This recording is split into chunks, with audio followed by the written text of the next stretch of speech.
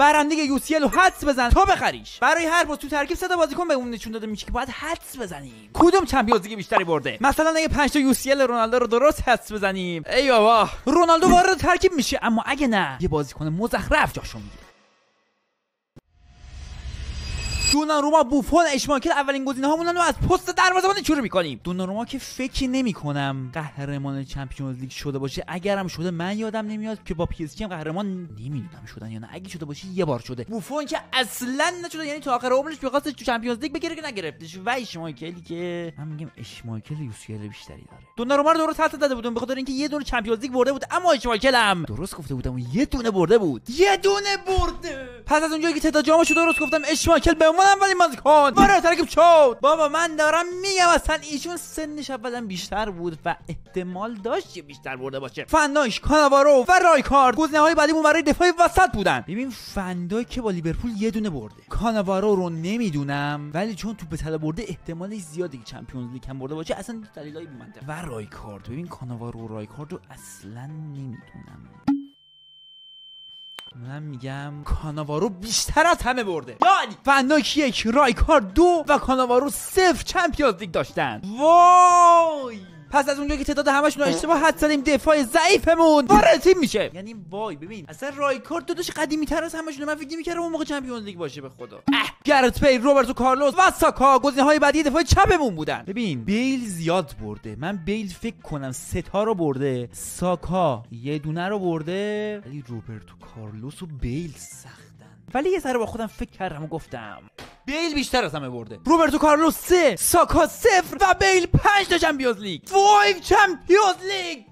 پس از اونجایی که تعداد کاپای بیل رو درست حدس زده بودیم، پس بیل به عنوان دفاع چپ وارد ترکیب شد. ببین گفتم 3 تا ولی 5 تا برده بود. یعنی از مسی بیشتر برده فکر کنم.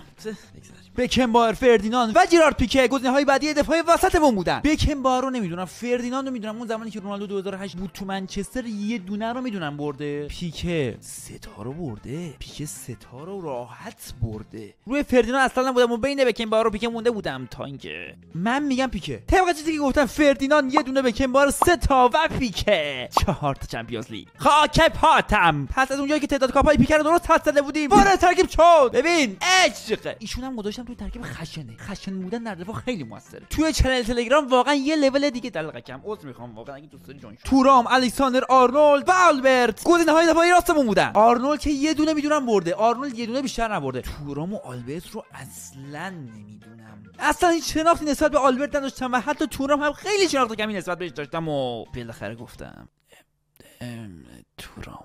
آرنولد 1 و آلبرت هم 1 چمپیونز لیگ. بله فضل. و اما تورام 0 چمپیونز لیگ. وای خدا. پس از اونجایی که تعداد جاما رو اشتباه حدس زده بودم، ضعیف‌ترین دفاعی راستمون وارد ترکیب شد. آقا تو تورام چی کاره پس؟ بارسلونا بازی نکردی مگه چیکارو چی می‌کردی؟ بگی جان شما برو اونور حداقل تقارن تیم حفظ بشه. ویتینیا، رودری و ویرا گزینه‌های هافک دفاعیمون بودن. ببین رودری که پدرسگ یه دونه برده 100%. ببین یه رودری یه دونه بیشتر نبرده. ویتینیا هم که آخرین فصل با پی اس جی یه دونه برده. میونه ویرا که ویرا هم اون فصلی که تو آرسنال بود 100 یه دونه رو برده. پس اگر اینا بخواد یکی بیشتر برده باشه 100 ویرا. جونم آقا ویرا یه دونه رو برده. پس از اونجایی که هر کدومشون یه دونه رو برده بودن و کسی بیشتر از یکی دیگه نبرده بود، ویرا به عنوان هافک دفاعی وارد ترکیب شد. جونم آقا ویرا. ببین عشق من، یعنی شما اگه نمیومدی کی میومد؟ رودری عشق میومد. رسیده بودیم به هافک وسط گزینه‌هامون. دیوید بکام، اسنایدر و ندوید بودن برای این پست. خیلی سخته حاجی، خیلی سخته. اسنایدر 1 یا 2 تا برده، ولی احتمال خیلی زیاد بکام 2 تا رو برده. ندوید رو واقعا نمیدونم، ولی یه ذره فکر کردم و خواستم ریسک کنم و بگم دیوید بکامش. ندوید 0. واسه چی به این دو تا توپ طلا دادیم وقتی 0 چمپیونز لیگ؟ 0 چمپیونز لیگ چرا بالون دور؟ ببین دیوید بکام اگه واقعا، من همین الان آنفالوت میکنم اگه بیشتر از یه دونه نبرده باشه.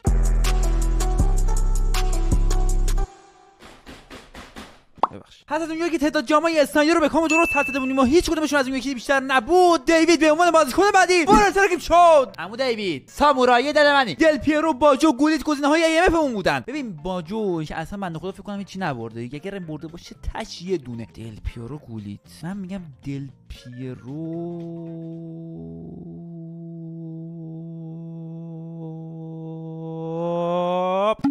دل پیرو 1 باجو 0 و گولیت 2 چمپیونز لیگ. ببین منو دست کم نگیر تو این زمینه. این بارم شانسمون گرفته بود و تعداد کاپای گولیت رو درست زده بودیم. پس وارد ترکیب شد. ببین ترکیب جمعه. یه سری اطلاعات و دیتا دارم بهتون میدم که هیچ چنل دیگه ای بهتون نمیده و نصراداموزی دارم واسهتون میکنم. بعد تو تلگرام جوین نیستی. دم معرفتت کرد. برو ادامه ویدیو. برو دیگه. الان نیست.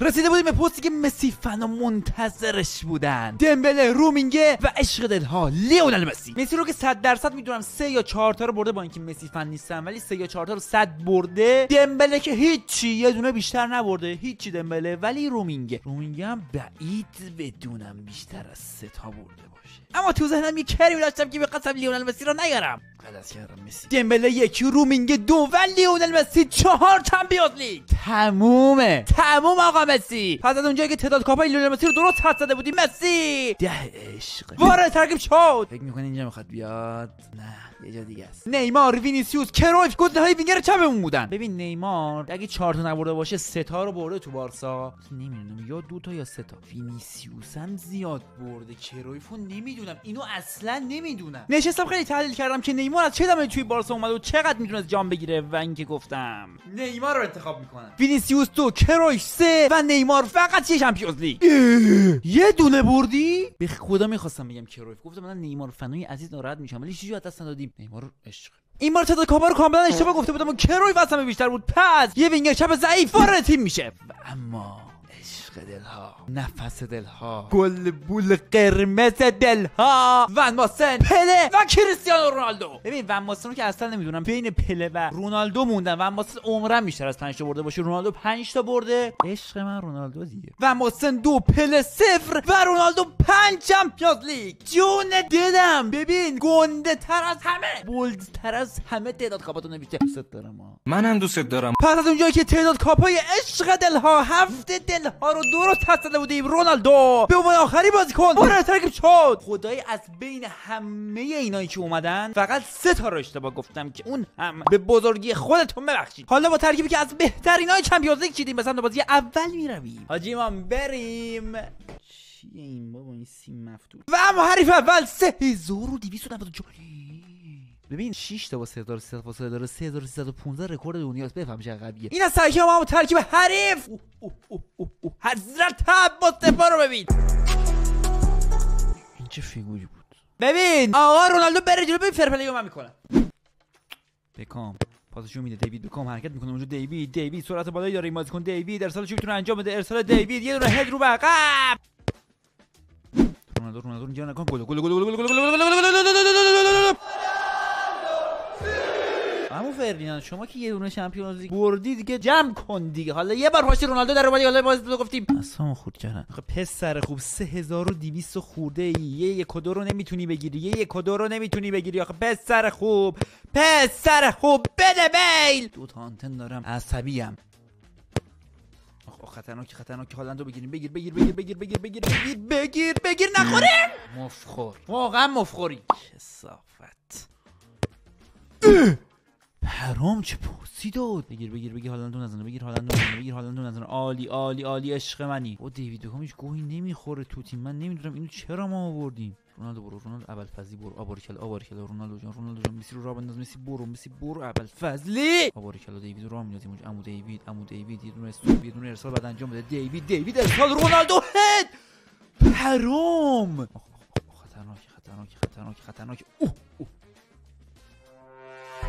نیمه اول خیلی خوب بازی کرده بودیم اما با یه گل مفتی که خورده بودیم بازی 1-1 شده بود. ولی نباید یادمون میرفت که حریف واقعا ترکیب قوی داشت. جونم عمو دیوید پاسکاریای زیبا میرسونه اونجا به گولیت. بابا کی گفته واسه این خوبه؟ وای حاجی چه کاری کردم. وای داشتی گل می‌خوردی. وای خیلی قویه تیمش. بابا من 2 تا آنتنم بابا مرد حسابی. میساکا حرکت میکنه اونجا و میساکا ارسالش رونالدو میتونه در بزنه. چه پاسی داد.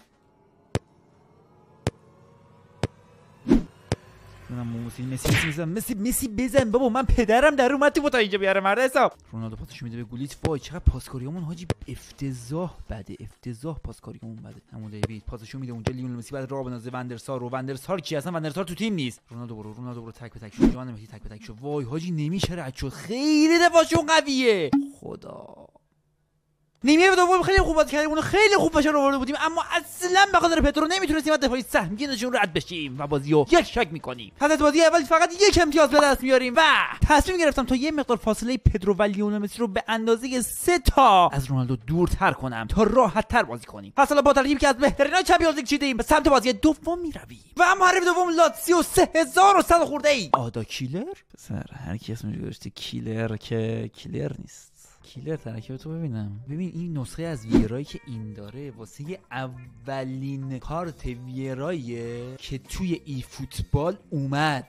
قدیمی سخت جلوش بازی. سرعتش بالاه. تکلبین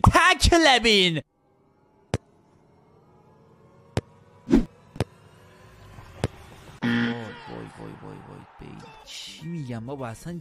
چی میگی؟ امباپه گل زد. بیل کیه؟ چه پاسکاری میکنه بابا؟ بگی دیگه اشماکل. بابا تو چی کاره ای تو چمپیونز لیگ؟ ریدم تو دو تا آنتنمون. ارسال بیل. نخوریم. یا علی نیمه اول واقعا افتضاح بازی کرده بودیم، 2 برای عقب افتاده بودیم. باید رونالدو و مسی معجزه میکردن. پس ترجیح دادیم لیونل مسی رو وینگر بازی بدیم و پدرو و رونالدو سمت جلوتر وایسن تا شاید با بلیتز دروازه رو باز کردیم.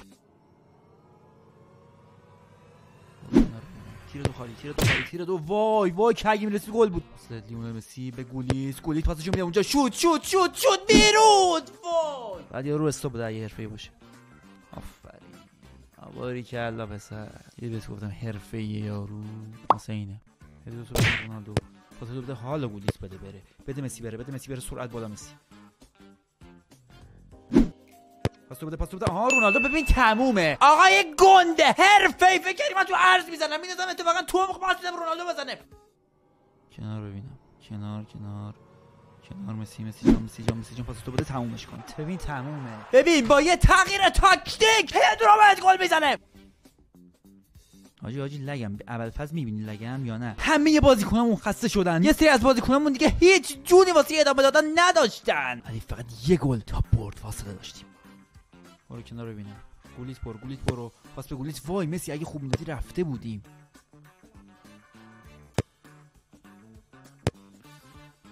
آخ پاس بد. وای سلکت نت ندارم بابا، ریدم تو این نت. ارسال رونالدو بزنین. رونالدو. وای خدا، همه چیز به یه تار مو بسته بود و همون کامکی زده بودیم و خراب کرد و حالا به جای 3 امتیاز 0 امتیاز به دست میاریم. ترکیب خیلی افتضاح شده بود و فقط مسی میتونستش که کل تیم رو نجات بده و مسی باید وینگر راست بازی میکرد و تا ته جلو بود و کانتر تارگت میبود و تنها چیزی که میتونست نجاتمون بده این ترکیب عجیب غریب بود. پس حالا با ترکیب عجیب غریبی که از بهترینای چمپیونز لیگ چیدیم به سمت بازی آخر یا بازی سوم میرویم. البته نبریم دیگه من واقعا عقلم به هیچ جایی نمیرسه. 3154. از نظر خودم ترکیبمون رو احساس می‌کردم که خیلی خوب چیده، اما مشکل اینجا بود که مهاجمای حریف خیلی خوب بودن. باتیستوتا رو اگه نگیریم گل رو 100 خوردیم. 100 گل خوردیم. گوش نمیدین دیگه. دیوید رابنز مسی جان برو کنار ببینم.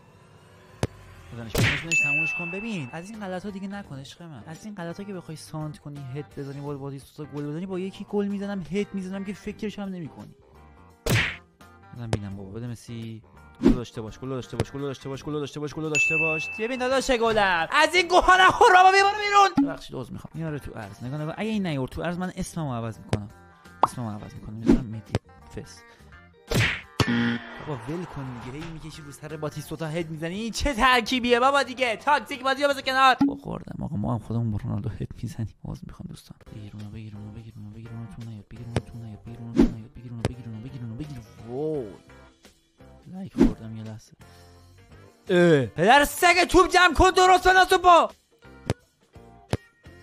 جونم جونم مسی سانداس رونالدو مسی بره مسی سرعت مسی سرعت بیاین کمک پنالتیو بگیر حاجی چه جوری پنالتی نگرفتی اینو نیمه اول خیلی خوب بازی کردی بودیم و اما داشتیم کامبک می‌خوردیم و باز دوباره مساوی بودیم ولی حس و غریزم بهم میگفت که مسی ما رو نجات میده وای همینو صاف برو عقب چون یارو میرسه بهت بیل برو سراغش بیاین جلو فقط وایسین بیاین جلو ریدم تو دهنت باتیستوتا دادنش گلی تمومه ببین کاری که تو داری میکنی من کهنه کردم با یه بازیکن فقط بخوای گل بزنی هر گلی که دارم واسه میزنم با یه تکنیک جدیده رونالدو برو باریکلا پاس رونالدو اگه تو بشه بکنه هی برو بگو داداش کار نمیدوه بازی کنم علی نمیدوه بازی کنم حاجی بازی کنم نمیدوه وای خدای من براتون عزیزم ارسال بکن چی بزن نگاه کن بیلو نگاه کن ریدم دهنت بابا همتون جمع کنیم بریم بابا حسابمون رو خورد شما همه چیز خوب باشه نتت ریده باشه دو تا آنتن باشه قهرمان جهان باشی به این لا میبازی